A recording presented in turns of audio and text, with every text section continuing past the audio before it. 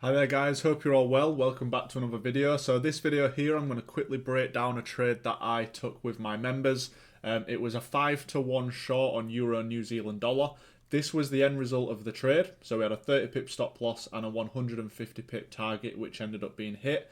So I'm just quickly going to break this down for you. So firstly I will remove all drawings from the chart, and also just to prove that this trade did happen, you can see here that obviously where this green zone is at the top was where we sold, took a first partial at 1-to-1, and then as you can see continuously down, took another partial down here at the lows. So this was the trade, and then these are obviously future trades that I took.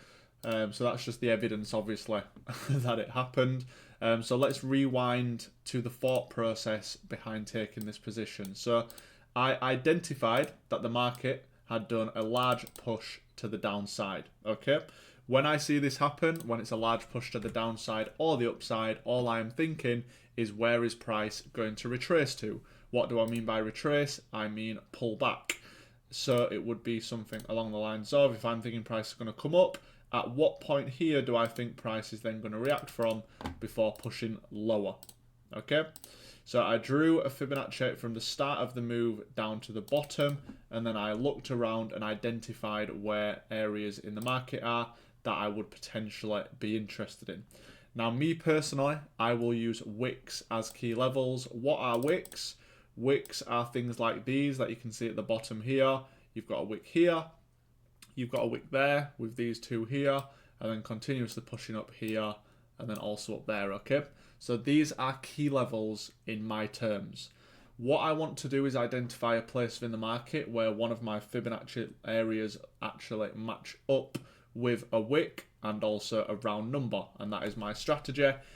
In simple terms, there's a lot more rules which go into it, but overall they are the three confluences that I am looking for when I am entering the market. So I identified that on the 50 Fibonacci, it also lined up with these two rejections here. So I identified that I had key levels and then also the 50 Fibonacci.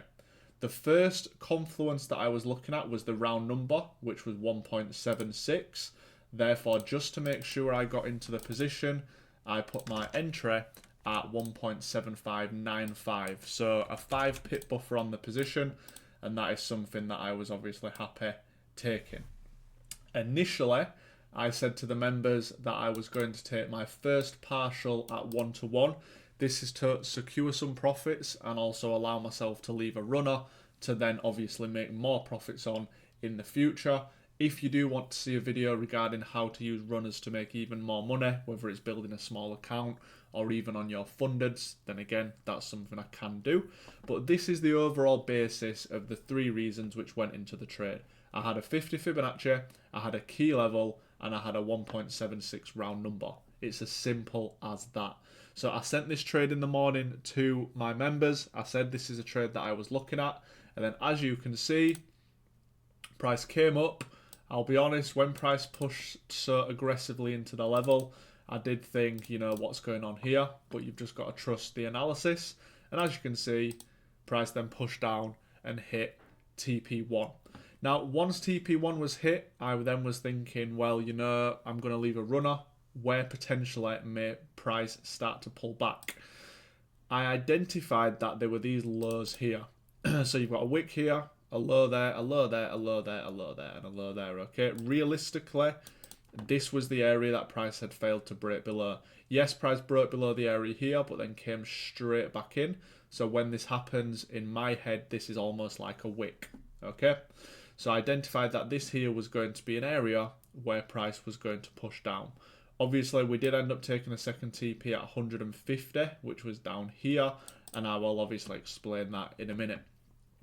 So price then started continuously pushing down, and then this happened here.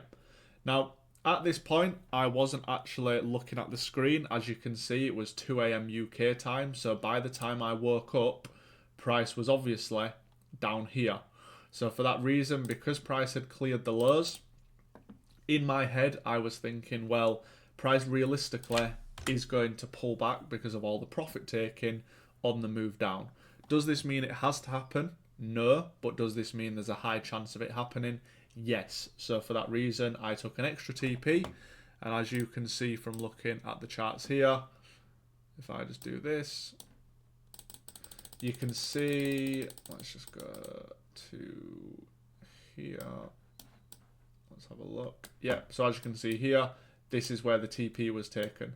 So obviously we identified that this was the low, and then price was taken for a TP here.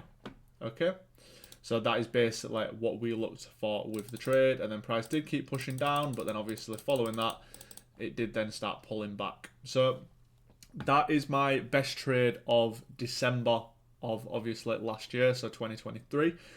So I sent the analysis to the members before the trade happened. I then obviously took the trade myself on my funded accounts and my live, and then obviously we all TP'd together. So if you are interested in joining the community and kind of seeing more analysis like this, then there is the link in the bio. Any questions, by all means, just drop me a message. But yeah, guys, that's it for this week's video, and I'll see you next video.